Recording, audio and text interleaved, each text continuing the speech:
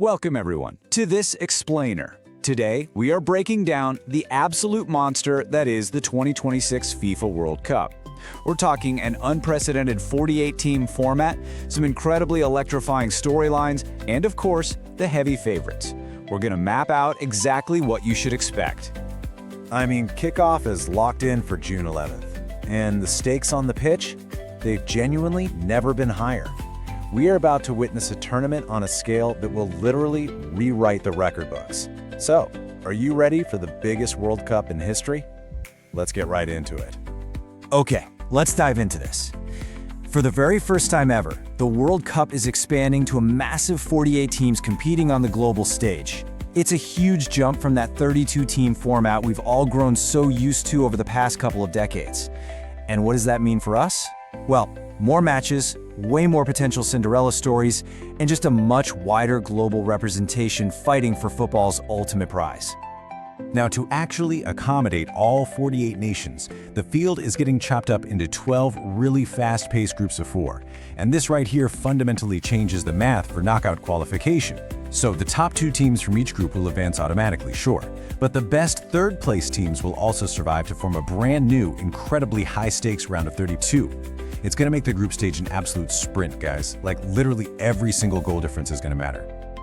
And setting the stage for this massive tournament are our 3 host nations, the United States, Mexico, and Canada. They're going to bring this amazing, cinematic, cross-continental atmosphere to the whole party.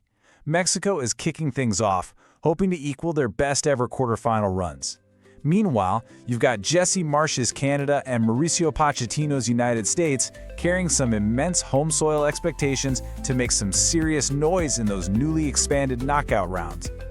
Section 1. The final chapter. Messi versus Ronaldo. For well over a decade, these two names have basically defined the sport, and 2026 is setting up to be their grand finale. On one side, we've got Lionel Messi, trying to cement his undisputed GOAT status by leading Argentina out of Group J to retain that trophy they won back in Qatar. Contrasting that is Cristiano Ronaldo, who's appearing in a record-breaking 6th World Cup. He's fronting a wildly stacked Portugal squad in Group K, looking to banish those 2022 memories and finally lift the one major trophy that has completely eluded him. Now, what's really interesting about this slide is how the odds makers view these two titans as basically inseparable. With Argentina sitting at plus 900 and Portugal right on their heels at plus 1,000, both legends are firmly positioned to just dominate their respective groups. It sets the stage for these deep, potentially collision course runs in the knockout brackets that would be, honestly, an absolute dream for football fans worldwide. Section 2. The heavyweights. Powerhouses and expectations. Let's shift gears to the top contenders dreaming of the final because they face some serious pressure. You have 2-time winners France, led by Kylian Mbappe, seeking some major redemption. But tactically, they've shown real vulnerability recently when they're forced to break down stubborn, low-block defenses. Then there's Spain, bringing their Euro 2024 momentum with boy wonder Lamine Yamal. But watch out, because their aggressive highline often leaves them dangerously exposed to rapid counterattacks. And Brazil? Well, they rely heavily on Vinicius Jr., and they are desperately needing to end a 24-year drought, all while trying to overcome a midfield that often struggles in transition phases. And this brilliantly illustrates the suffocating pressure on these top European teams. The Dutch FA and head coach Ronald Koeman haven't just set a goal, they've practically mandated a semi-final appearance for the Netherlands. I mean, think about that.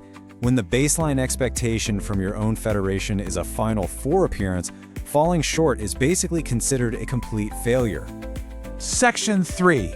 Bracket battles, group breakdowns. With 12 groups to navigate, the fight just to reach the knockouts is going to be fierce.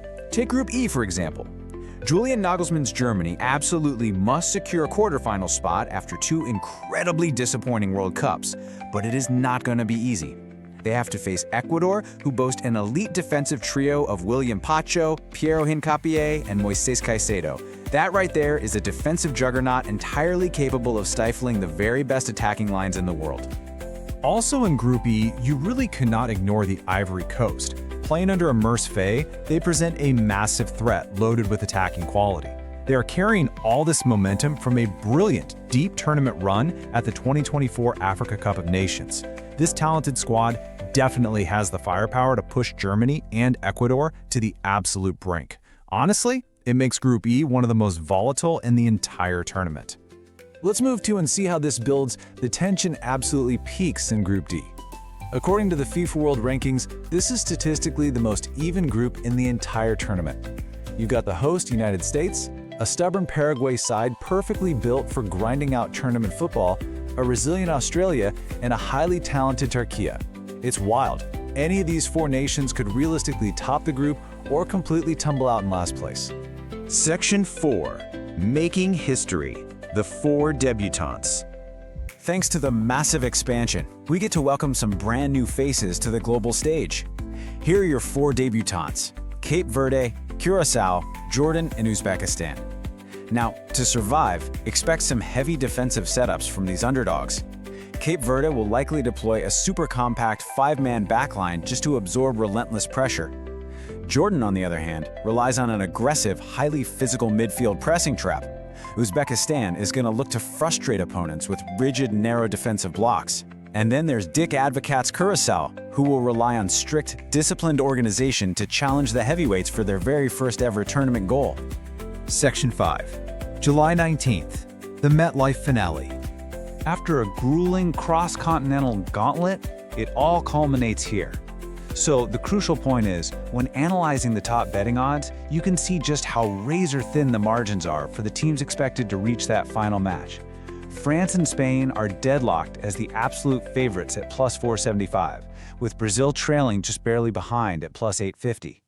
In a 48-team tournament, navigating the knockout bracket to reach July 19th will require not just immense talent, but incredible squad depth and serious tactical flexibility. But hey, tournaments are played on grass, right? Not on paper. Given the tactical vulnerabilities we're seeing in the European giants, my bold prediction is that Brazil finally breaks their 24-year curse, overcomes those midfield questions, and lifts the trophy in New York. But what do you think? When the dust finally settles across North America, who will survive the 48-team gauntlet and actually lift the trophy on July 19th? Thank you so much for joining me for this explainer, and enjoy the tournament.